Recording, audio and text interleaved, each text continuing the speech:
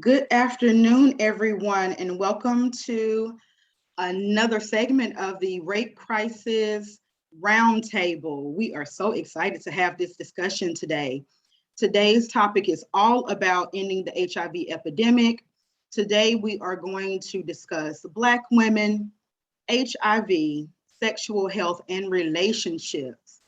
I'm sure we could talk forever about that. So we are going to give it a real good try today. We have some beautiful Black women that are joining our conversation today. And so we would like to go ahead and get them to introduce themselves. And we'll start with Miss Loren. Hey, everybody. It's such a pleasure to be on the call today. Talking about Black women is my favorite thing to do. So I'm just so glad to be in the number. My name is Loren Modisa, and I serve as the diversity coordinator in the USA College of Medicine Office of Diversity and Inclusion. And I'm also an instructor here in the USA Honors College.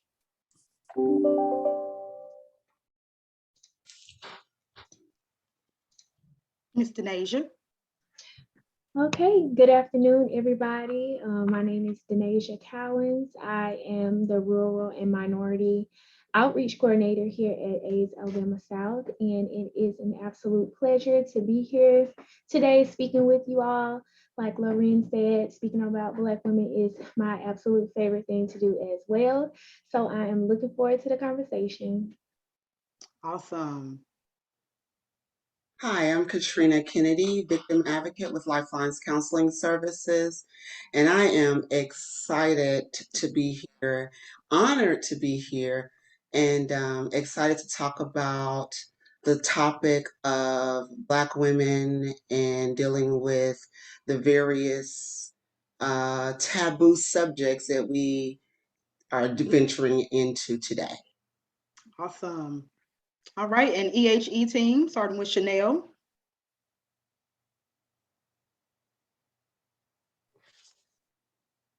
Good afternoon. My name is Chanel Chapman. I am the EHE community educator here at Lifelines, and excited to be here with you all this afternoon. Miss Ashley. Hey y'all, I'm Ashley Rocker. I am the peer navigator for the EHE division, and I'm excited to be here, and I'm excited to see what you guys talk about today. Awesome. And my name is Kelsey Bryant. I am the EHE coordinator. And I'm most excited about the just the age range that we have here today. We have the 20-somethings, we have the 30-somethings, the 40s, and the 50s. So I'm very excited about that. And for those of you who are watching us today, please join in the conversation. We invite you to join in. If you have any questions or comments, please drop them in the chat, and we will do our best to address them. So ladies, we're gonna jump right in. Are y'all ready? Ready. Yes. All right, so the first thing that we want to hit on is, what does it mean to be in an HIV epidemic? And what does that look like for a sexual assault victim, advocates, and Black women? So that's a lot all at once. So let's do our best to kind of tackle that.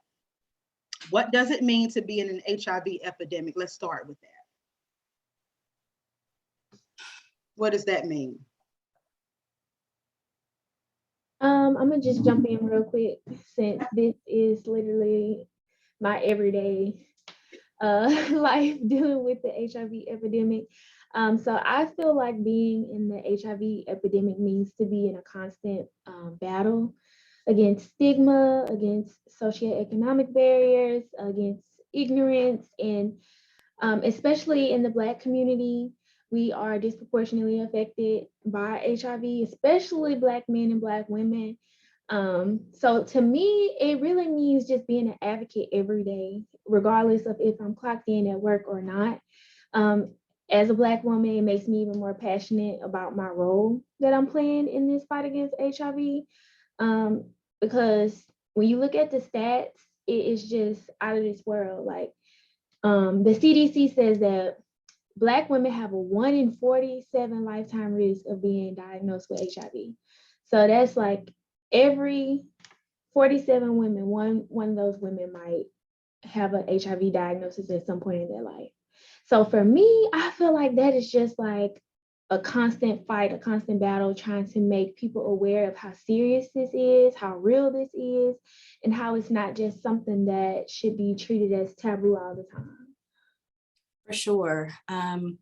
Being in a pandemic, a global pandemic, I honestly, when I saw the question, I said, let me refresh myself on pandemic, endemic, epidemic, all of that language, so that I could make sure that I understood and could answer the question. And so one of the really interesting things that I saw when I was trying to differentiate the term so that I could explain it to everyone is that with epidemics, typically the amount of cases are more than expected.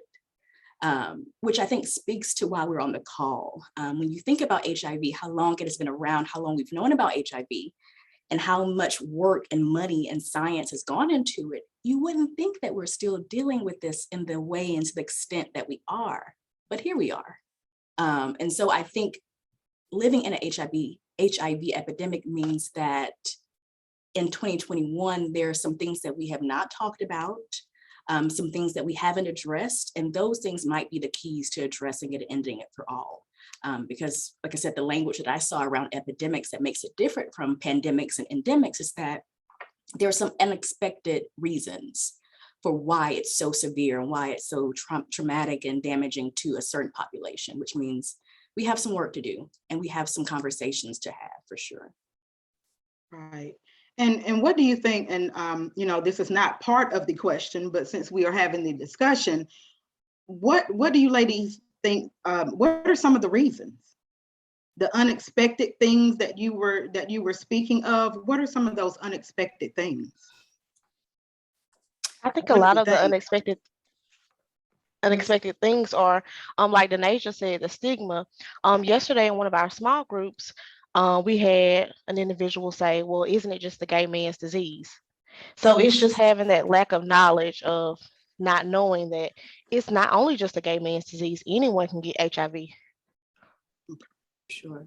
So that's still out there with that generation. And I think you were speaking to someone who was maybe about 19, 20 years old. Right. Okay. And the fact that they still think that's a problem within itself. Yeah. Absolutely. And I would add that some of the unexpected, unspoken things about not the pandemic, the epidemic, are some of those social and cultural norms and values surrounding kind of sexual health and reproductive health and what that is. I think people think of HIV as this very distant thing that cannot be in my home and in my relationship and in my household. And that can be further from the truth. I think it helps us have that dissonance so that we can deal, and cope with really heavy things. But I think what's unspoken is that it can very well be in our households, in our bedrooms right now. And we need to really speak about it. And it's not something that is over there, something that we can't other. We have to really examine the ways in which we let it enter our households, or that it enters our households without us even knowing. And that's, that's something we can talk about in a moment. But I think that's what's unspoken, the distance that we try to create with it, and how in actuality it is so much more and so closer to us than we can even imagine. Absolutely. I think we could probably have an entire discussion on just that. Because, when you're among the population, I mean, whether in your grocery store, doctor's office, it does not matter where you are among individuals that are living with HIV, and you don't know it, and that's whether they know their status or not. Correct, Denasia? So I mean, it's correct. Yeah. So whether they know their status or not, it's there, and it's not this distant thing like you were saying. Yeah, but I think that allows people to be comfortable, and I think that's why they kind of think it's so far off. Exactly. I want to add that fear kind of makes them kind of complacent, because if they continue to just fear HIV, they don't want to they make that seem like that's a reason for them not to deal with it. Like, I have a lot of my Black, I won't call them clients, but I'm out in the field a lot, and I set up random places in rural communities in Pritchard and 8 Mile, and I just offer testing, and people walking by, I'm like, hey, we doing free testing today. I don't need that. I ain't got that. And I'm just like, well, how you know? I just know. But you know what I'm saying? Like it's kind of like a fear. I think that's what it is. They don't want to know. And they'll rather, it come down to the point where they're so sick, and it's down to the point where the doctor is trying to figure out what's going on with them. And then the very last panel that the doctor even thinks to run is an HIV panel. And here you are with a CD4 T cell count that's so low now that you're near AIDS diagnosis just because you were fearful of knowing your status when somebody was offering it to you for free, that could have potentially, saved your life. So I think it's just a lot of fear that comes with it. Just the fear of, actually knowing. It's not the fear of not knowing, it's the fear of actually knowing that. I agree with you, Denisha. A lot of times you have fear of knowing, but it's also because you have this trust in your partners, partners. Yeah. You have this trust. So when you build this trust, I will say as a Black woman, I think that we tend to be very trusting because we consider that love, right? You feel like if you're sleeping with someone, then you love them, so you trust them. So I'm going to trust the person that I see every day or that I'm laying with or what have you. Well, why would I trust you all? Right? Why would I trust someone that I've never seen? You want me to take a test? You're telling me that you want me to put my trust in you. And I'm trusting the people or the person that I'm sleeping with. And again, that's that stigma that we just really are afraid to embrace. And a lot of it has to do with lack of education. We talk about sex education all day long, but when it comes to taking care of our bodies, that's not something that people are willing to embrace. Hello. Yeah. We still aren't calling our lady parts by their proper names. We don't say vagina. We say flower or whatever. And, we have our boys saying wee wee and all that stuff instead of penis. Right. And, Right. We don't even want to use the real word. So Right. For sure. Because we're afraid that we are raising our children too quickly if we use the correct anatomical term of the body. And I'll be the first one to say I was not raised to actually embrace my body, right? Like that wasn't a conversation that we just openly had. So why would anyone expect to have this conversation now? It really is unfortunate that we are now having this conversation, but we're having to go back to the basics. Like people are just not comfortable discussing these topics. And I am, again, just grateful to finally have this opportunity to use this platform. Absolutely. But it's about embracing who we are and embracing our bodies and not being afraid to talk about these things, because this is what's killing our people. Yes, ma'am. The lack of having an open conversation about your body and trusting. Like we're told, okay, you can't trust a stranger. But we're not told you can't trust the man or the partner. I want to add to that. Because I always have to remind my clients that you can be in control of your sexual health, even if you do have a partner, because I see partners coming here all the time, testing positive. And both of them looking at each other like, well, what's going on? Like, what happened? And you have this trust in your partner, but you never really know what a person is doing. That's just the truth of the matter. You don't really know what's happening. We have seen couples coming here where there's a guy pretending he didn't even know that he was already positive. He has transmitted HIV to his girlfriend. He still hasn't disclosed to her that he was positive. Now she's confused. She doesn't know if she gave it to him, if she already had it before they met, or what. He's in here. And there's gaslighting. So there's Yeah, that. Yeah, yes, yes, exactly. yes. And Yeah, we can disclose to her that right. your partner was untrue with you, like he wasn't being truthful. So like I tell them, you can be in control of your sexual health. I advocate all the time for PrEP Mhm. because you know we do offer PrEP and PEP services here.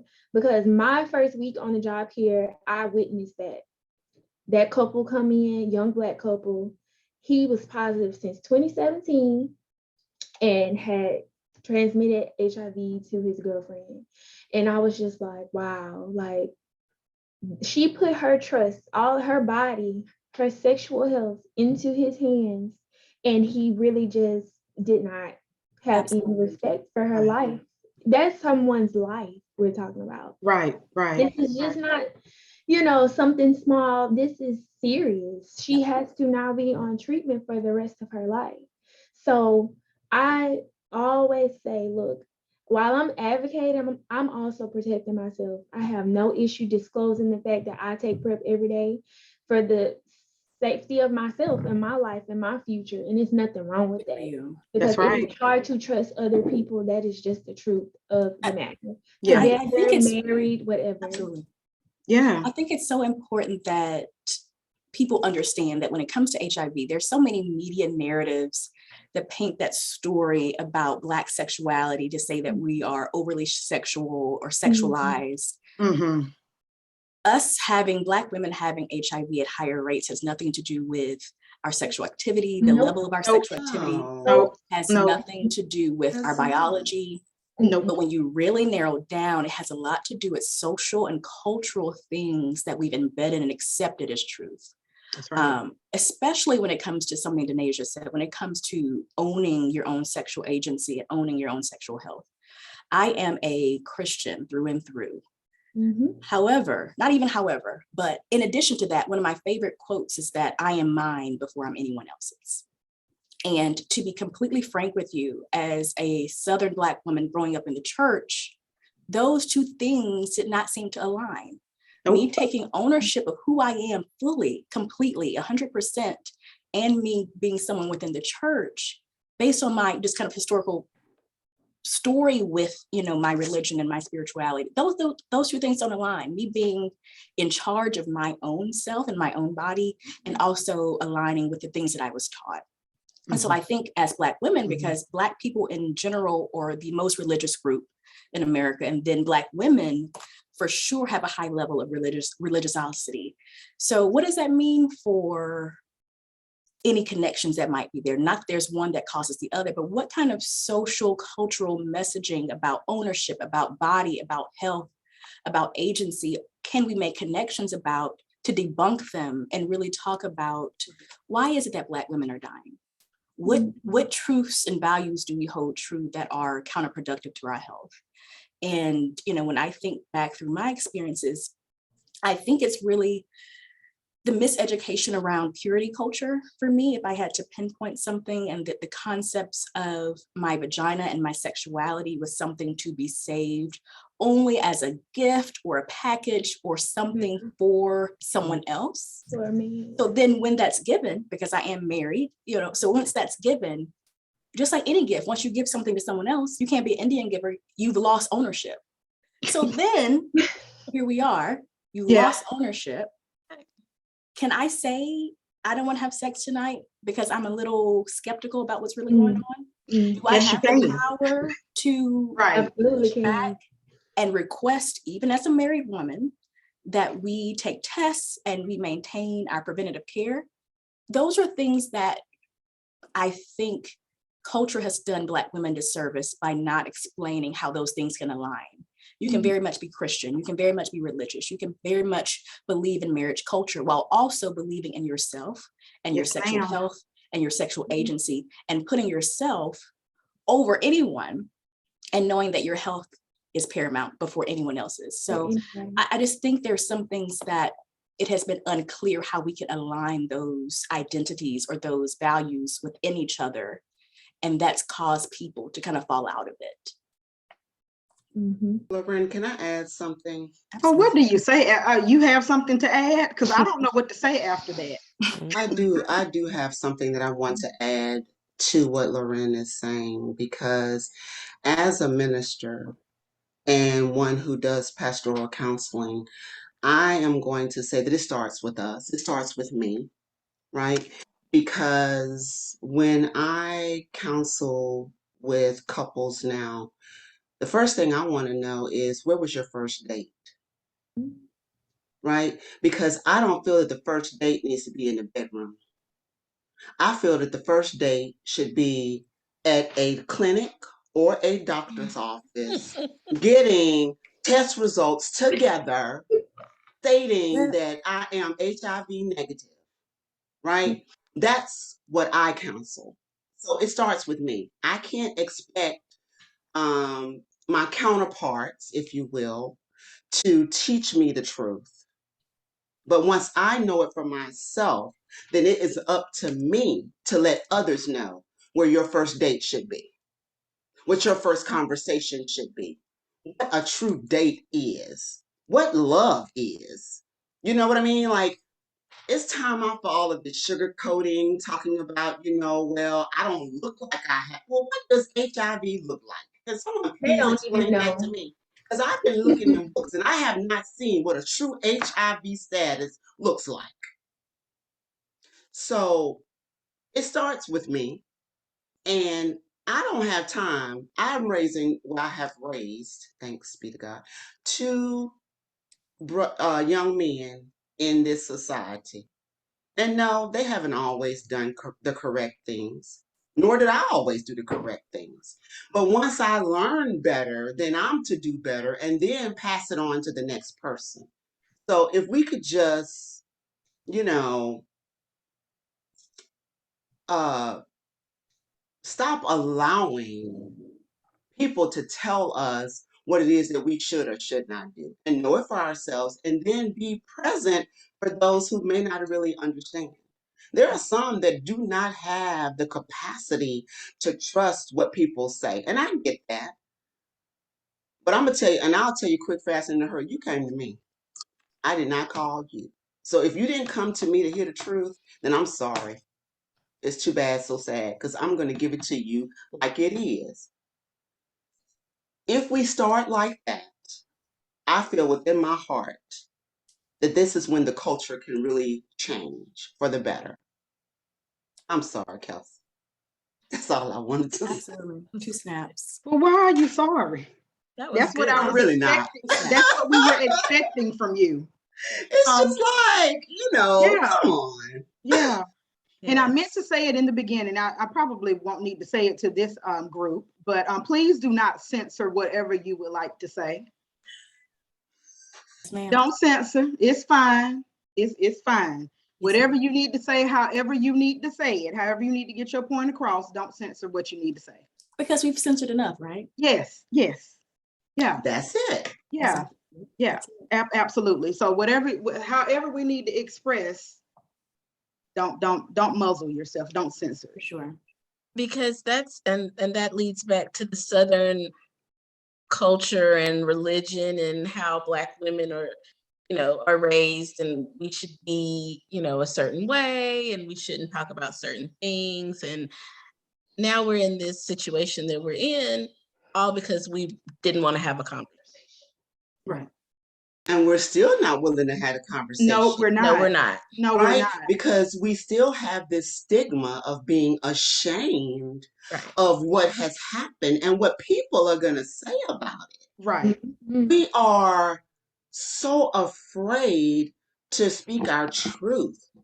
And we could save the next person's life if we would just not be so held in so much captivity, and not, and just not disclose something that can save someone else's life. Yes. Right. It's very refreshing when I have a client who's a Black woman and she tells me, I don't care like what he says. I don't care if he's telling me that he don't have nothing. She was like, I don't care what anybody thinks. Like, it's so refreshing to hear that, because that's where it begins. Okay, you come in, you don't care. that people know that you're getting tested. People might be driving down the street and see you in my MTU, in my mobile testing unit. You don't care. Like, that's where it begins. Once they see you getting tested, you're a Black woman, you're young, other young Black women may feel inspired to do that. So it's very refreshing because it has to start somewhere. And that's why I'm always like, come get tested. Who cares what people think? That does not automatically make you what is dirty or questionable just because you're getting tested. People feel like if they get tested, it makes them questionable. Like, it makes people automatically think that they have HIV or they have another STI. It's just like, why is that? Why is it not okay to know before it gets bad? Why is it not okay? I don't understand. So anytime I have a young lady tell me, I don't care what anybody thinks, I don't care what anybody says, I'm about to post my negative result. I'm like, yes, do it. For Do sure. it. Be proud of yourself, because some people can't even make that first step.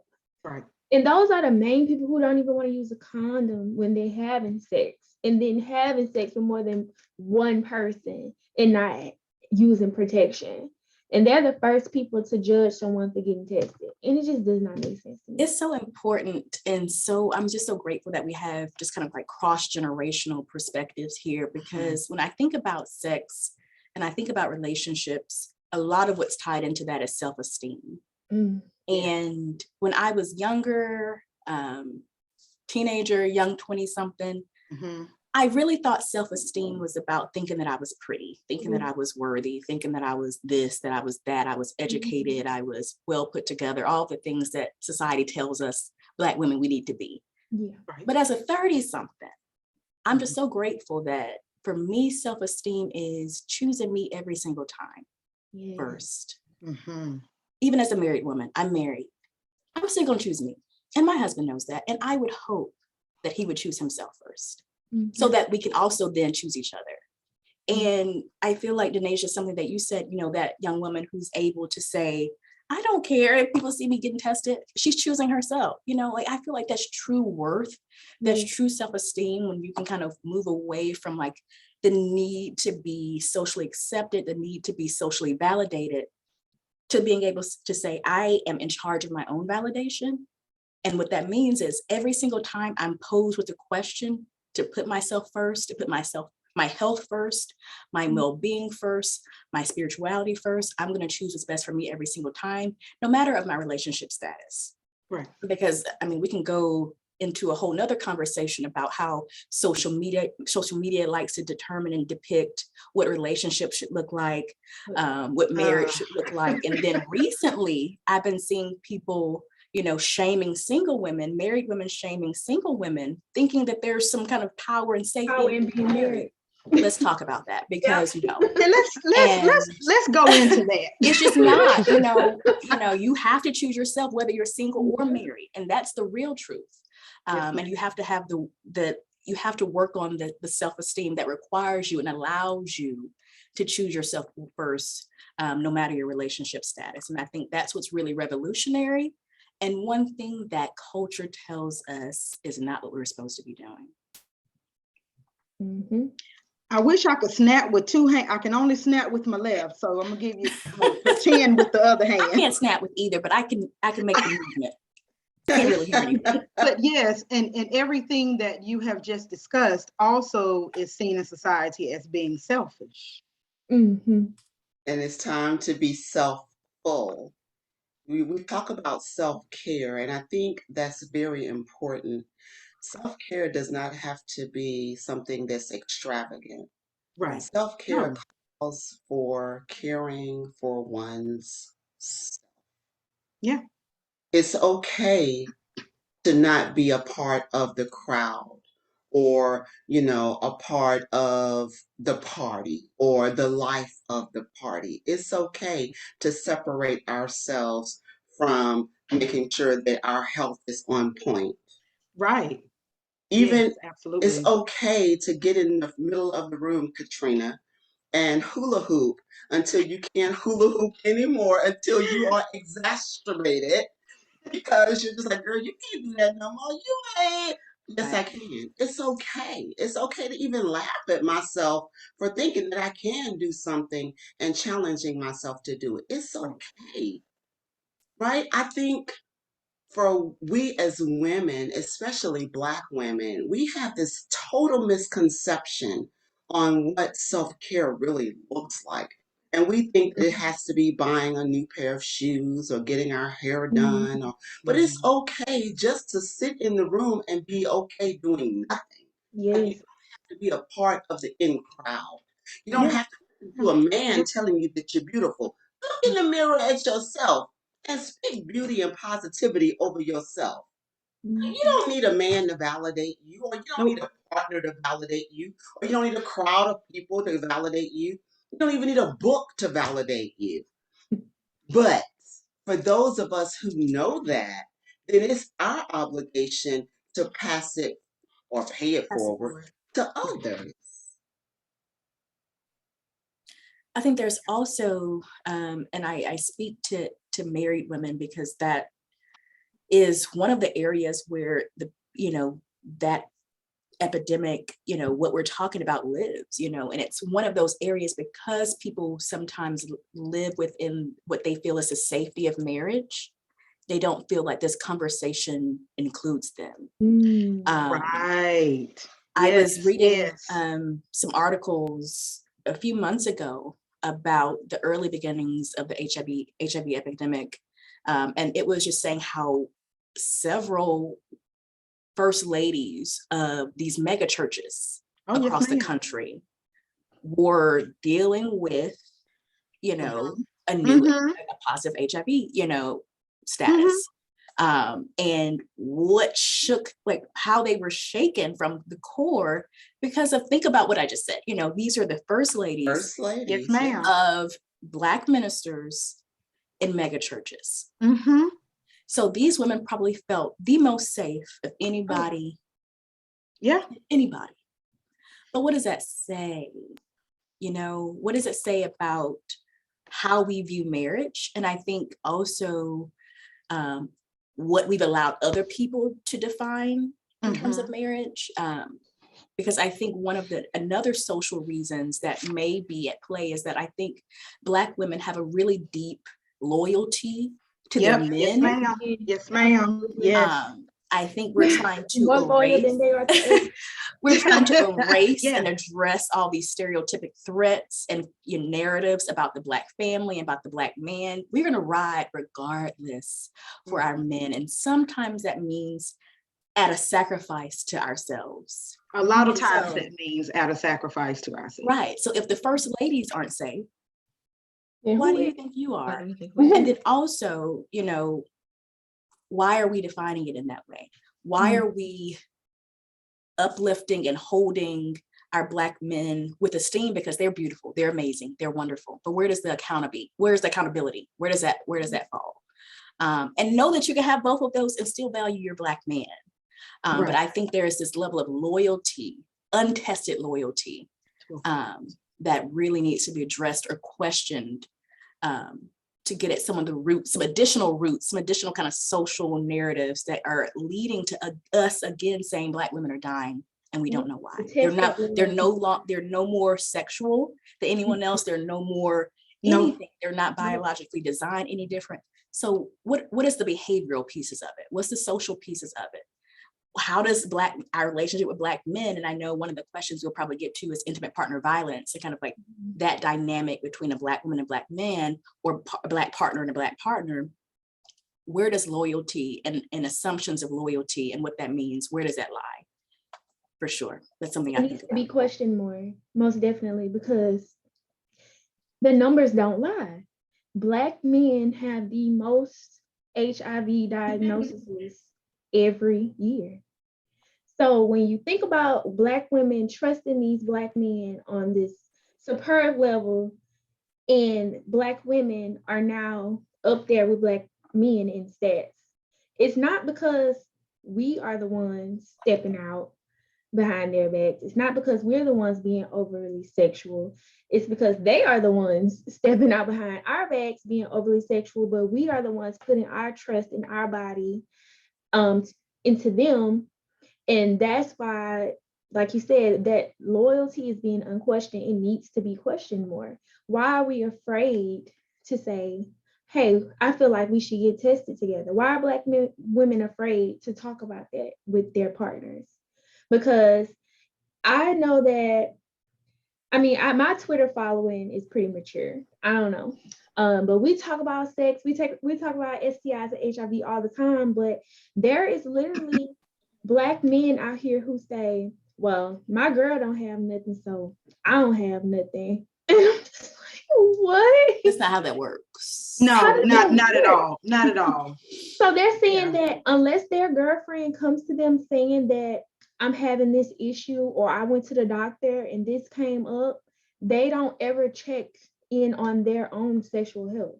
They don't get tested. They don't go to the PCP. They don't get an HIV test. They don't get an STI panel.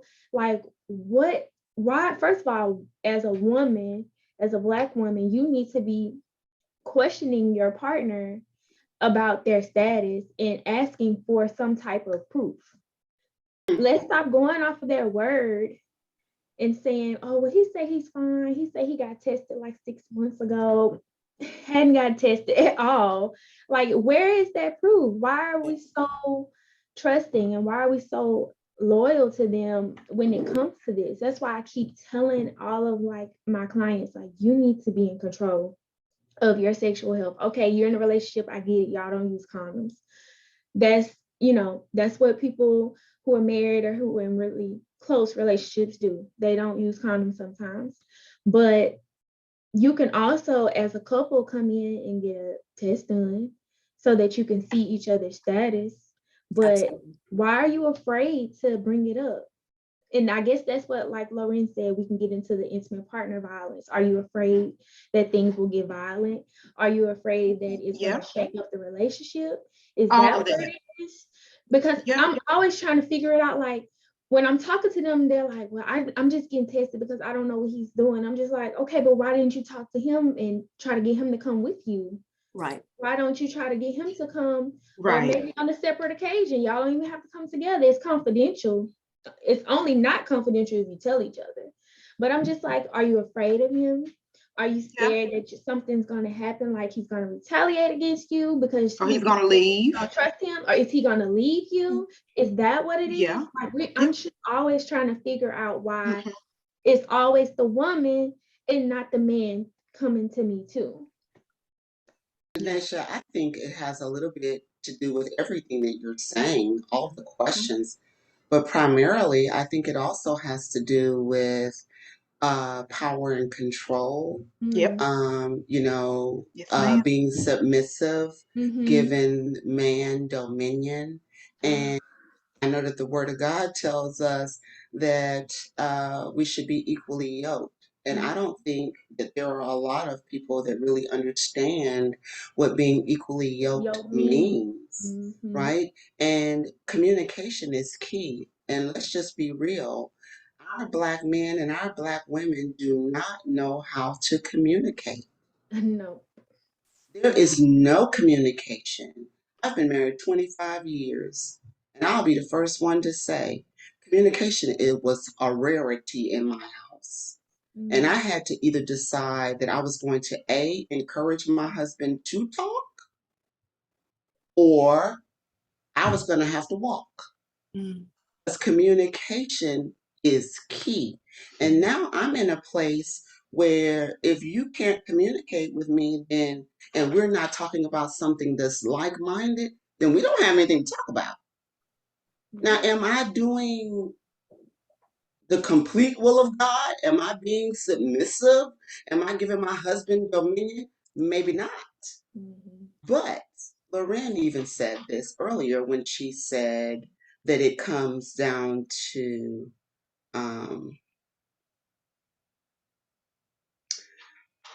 well, maybe you didn't say this, Lorraine, but I was thinking I heard it. Let me say it like that. Right. This is what I took away from what you said earlier. That we have been spoon-fed so much, and we haven't taken the time out to educate ourselves. we are so afraid as women to stand on our own. And I don't understand, because I came from a generation where, we are partners. What I hear now is we go in as a team. Um, he gonna pay 50% and she gonna pay 50%. I,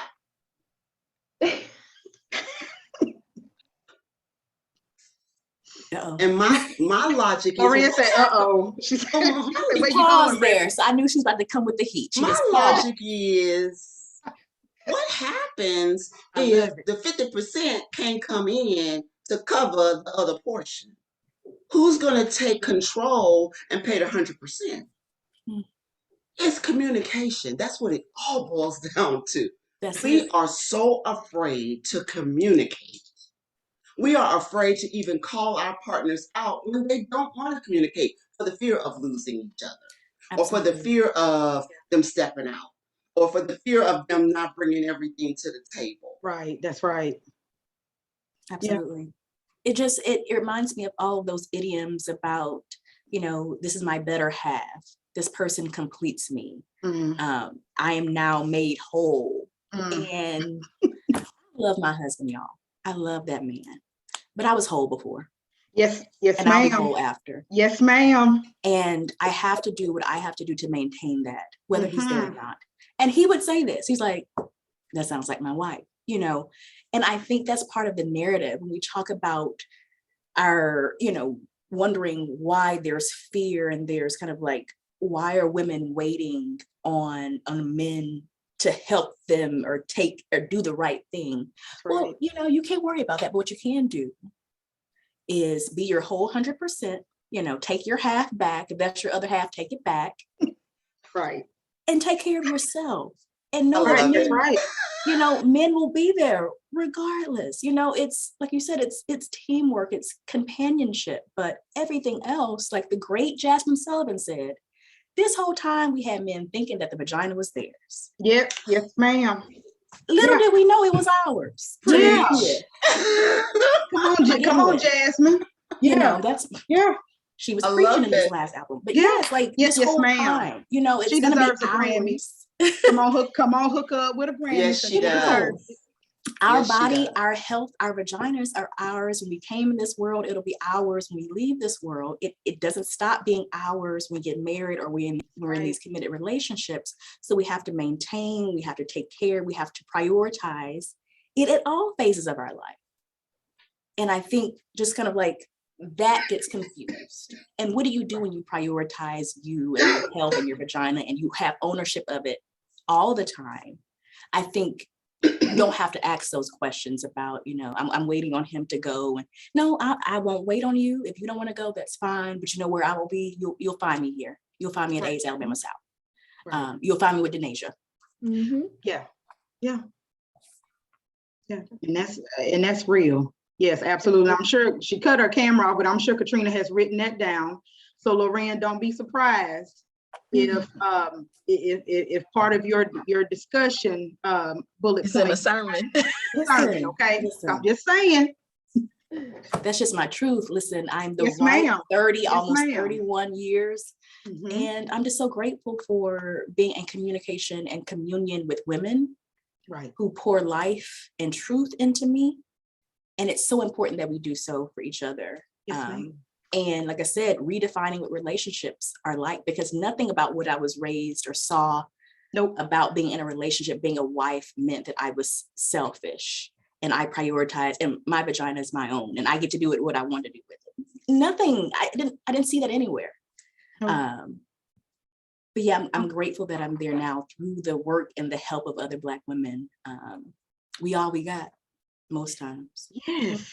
Yeah, my sentiments exactly. And I think that Chanel is probably tired of hearing that.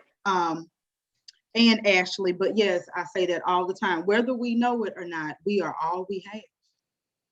And if we can't get it together, we're going to continue to be in a mess. Mm-hmm. Most And definitely. Lorraine said something during one of our meetings. She said, I love doing life with Black women. Absolutely. Yeah, I love doing life with us because nobody knows us like us. That's So it. There's nobody like us. we need to support each other at every turn. Which means not calling out, but sometimes calling in. Right. And really having our girlfriends and our mentees really do the work to look within and ask themselves, like, are you well? Like, Right. in every single way, are you well? Like, Right. just wellness. Like, when I say that, just from a spiritual perspective and just like a wholeness perspective, like the idea of well, like I aspire to be well in every single aspect of my life. And sometimes it just requires that everybody on this call, just ask other women around us, are you well, sis? Right. Like, You know? really ask them. Yeah. And just oftentimes, there can be some connection between wellness and the relationships in that we're in, and just holding each other accountable and reminding each other that, okay, how are you prioritizing you? Because we have to, in ways that other groups are not. We are affected in ways that other groups are not. So therefore, we have to have a keen awareness and action plan for things that other groups do not. So if Black women are leaving up out of this world because of HIV, then we have to have a keen awareness to what that means in relationships. If Black men or Black partners are killing Black women, let's talk about, just if we look at Mobile, I'm born and raised in Mobile. I get tired of seeing purple ribbons and seeing Black women and Black faces as the victims. Right. And they're often in partnership or in a relationship with Black men. Yes. And so just asking sisters around us, are you well, in every way that it means, holding each other accountable, calling each other in to ask those really difficult questions, because we have to have a level of awareness that other people don't have. We don't have the privilege to move and operate like other women do. We never have been able to. And so what does that mean? What responsibility do we have? And are we upholding that responsibility every time that we can?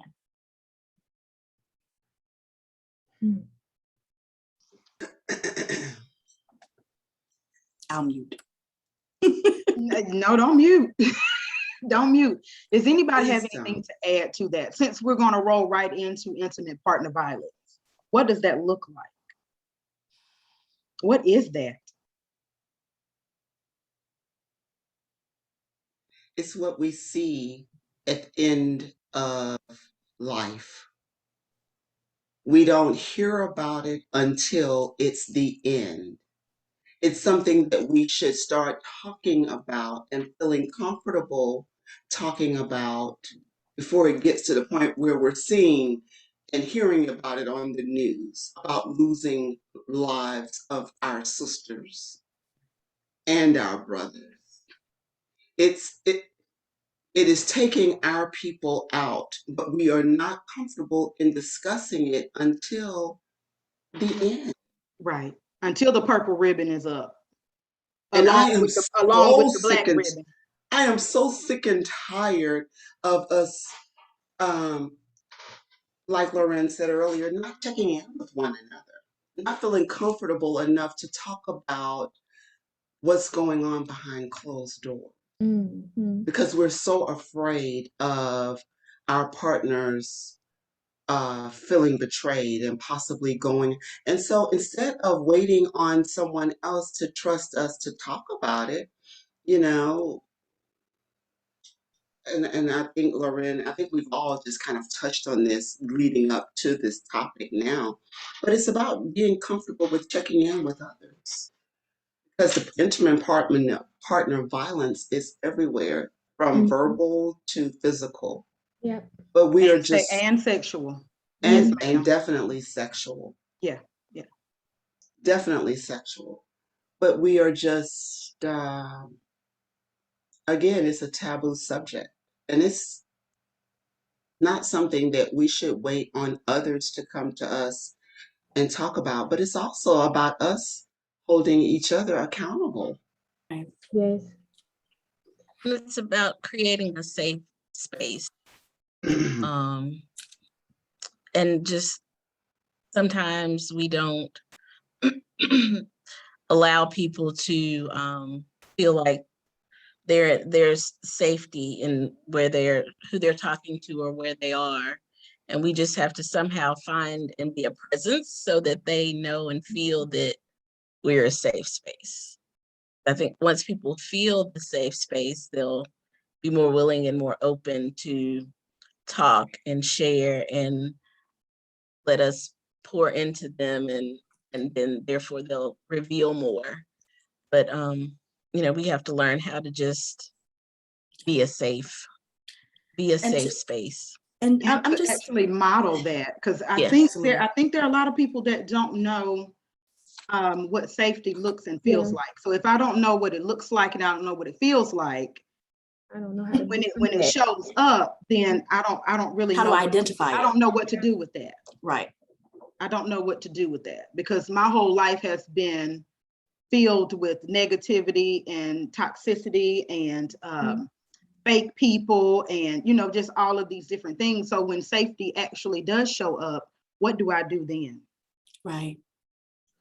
I also think that knowing how to be a safe space is important too, because even if it is like someone like your good friend or somebody you might know, your approach is important as well, because because intimate partner violence is broad. Like Ms. Katrina said, it's broad. It could be verbal, it could be physical, it could be anywhere from like your partner calling you all day long, wanting to know where your whereabouts all day long. I feel like that's a form of, it is. Absolutely. it's kind of violating your it's just violating, I think. Yeah. Because why are you constantly calling? Why do you constantly want to know what I'm doing, where I'm at, who I'm with? Why are we together at this point? Yeah. And I'm just like, Yeah. if you're a friend, you kind of have to approach it in a way that your friend won't try to disconnect from you, or feel like you're judging them, instead of being like, why are he calling you so much? Like, why y'all on the phone so much? Why he always want to know where you at? Ask, are you good? Are you okay?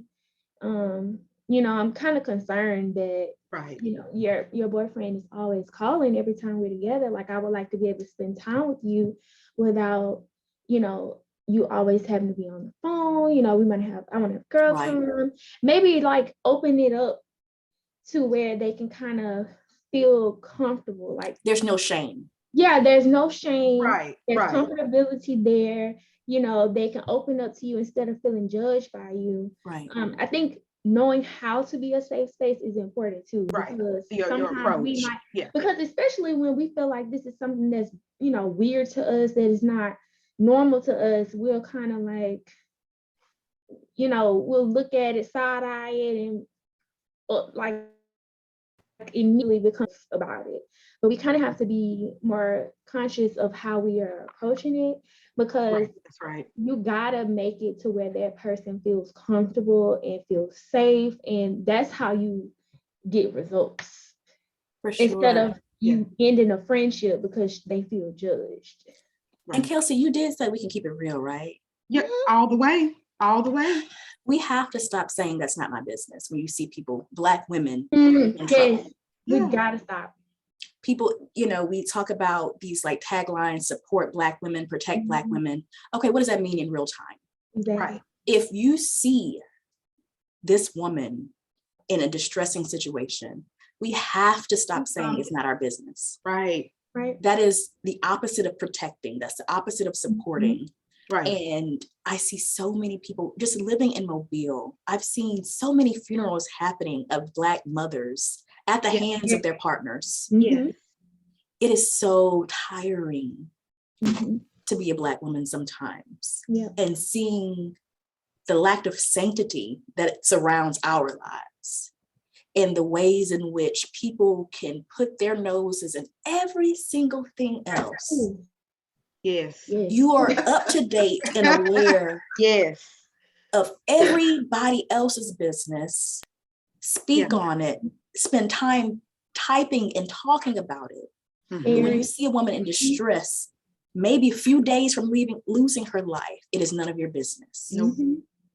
And, we talk about, Black distrust of the police or supportive mechanisms. Okay, but that might be the very way that a person can be here for her children. Yeah. Right. And I really want to call out the bystanders, because these Black women had bystanders. Oh, Right. That's right. They had Yeah. cousins, they had family, they had friends. Right. And like, it's time that we really let me not say call out, but really call in those people and really ask, what value is minding our business serving the people that you say you want to protect? That's right. Mm. What value does it have for us, for your daughters, when there's someone bothering them, or not able to handle rejection, or not able to handle disappointment, or not able to handle having a woman under their thumb and being able to control her every movement? Right. That's not, it's counter to what people are saying. Right. And, you know, in the same thread, I see men, you know, find ways to argue with Black women about why they have distrust of Right. Black men, or why Black men sometimes don't have their backs like Black women have theirs. Mhm. And this is not an attack, because like I said, I'm married to a Black man. I'm going to have Black boys. I love my people. But then Right. there's a level of accountability that says, why is it that when you go on Facebook, you go on social media, men be all in the comments trying to defend why Black women have distrust and have issues with Black men, but yet when it comes time to protect and to serve, or to be in that dominant space where if you saw something you could have helped protect this woman, there's silence. There's silence from Black men when women are dying. There's silence when perpetrators are their favorites or famous people. They're not saying or calling them out. You know, it's performative. And like I said, Yeah. I'm not trying to go off in the weeds, but I think silence and our awareness of intimate partner violence is one that, especially in the Black community, is shrouded in, that ain't my business. Let me stay over here, until that Right. person is someone you love. And then now you feel compelled to act or talk out. Right. And so I just wanted to gently call in people who are bystanders, because if you know something, you have to do something to protect. Mhm. In a gentle way, like Denasia said, you can speak to that person and ask, Right. what's going on? Are you well? Are you okay? I love you. This doesn't seem right. You don't seem good, you know? We don't have the level and the privileges that other people have to take a blind eye to certain things. Right. No. We got to call things out when we see them. Right. And in order to call things out as a bystander, you have to actually know that what's happening is wrong. Right. Mm. Now, remember, now you have some bystanders that feel like whatever is going on, like, well, girl, well, what did you do? What did you say? Oh. Well, is he paying your bills? Oh. Well, is he taking care of your children? Then, girl, you better do what you need to They do. hard to find. Yeah. Yeah. So in order for me as a bystander to say something, I have to actually acknowledge that what's happening Absolutely. is wrong. Mhm. So not only am I my sister's keeper, I am my sister. So whatever happens to my sister Happens to me. Happens to me. We'll get there. We got to keep talking like this. because it's a lot. Absolutely. Yeah. Absolutely. Okay. So I hate to do this, but we are at our hour. We're only an hour. Has it been an hour already? It's been a good time. I know. So, our brunch is going to serve as the continuation of this conversation that we will have in person.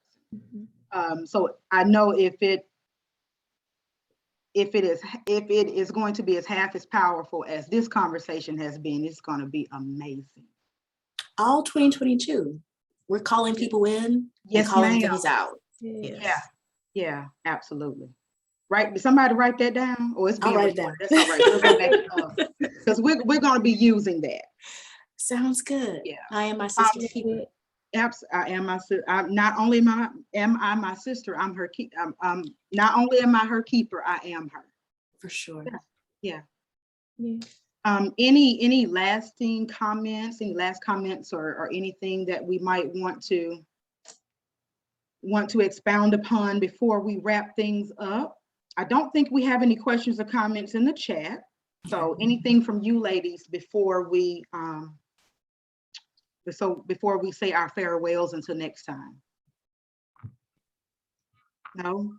Because I think if we No. say too much, we'll get started all over again. Right. Kelsey, could you just share the brunch details? Are those forthcoming? So Yes, maybe the people on the call could get the details. So there will be a posting on our Facebook page. Awesome. And I know that Dara, our marketing director, our social media person, is going to send out invitations. So Gotcha. so yeah, that's how that will be done. I don't want to say too much because I don't want to get myself in trouble, because I would like for everybody to come, but I know that there will be invitations that she is going to send out. And so that brunch will take place at the Container Yard on the 5th of February. Sounds good. Yeah, I'm excited to continue this conversation. If we have time, Denasia, where can people find you for testing? Yes. Oh, yes, y'all. So I'm here at Alabama South. We are located at, this is the exact address, it's 4321 Downtowner Loop North. So we're over here by Chuck E. Cheese and Planned Parenthood. The sign out front is going to say Shell Health /AIDS Alabama South, and Shell Health is our clinic. You can come anytime, Monday through Friday, from 9 to 3 to get tested. It's walk-in. You don't have to have an appointment. Just come in and see us. We are here every day. Absolutely. Thank you. You're welcome. And for those of you who are watching and that will be viewing this later, if you or someone you know is a victim of sexual assault, we have a 24-hour crisis line. We have victim advocates and therapists that are always ready to advocate for you and support you. So our 24-hour crisis line is 251-473-7273. Okay. All right. Until next time, ladies, and to those of you who are watching us today, peace, love, and blessings to everyone. Blessings to all. Happy holidays. Take care. Bye. Bye.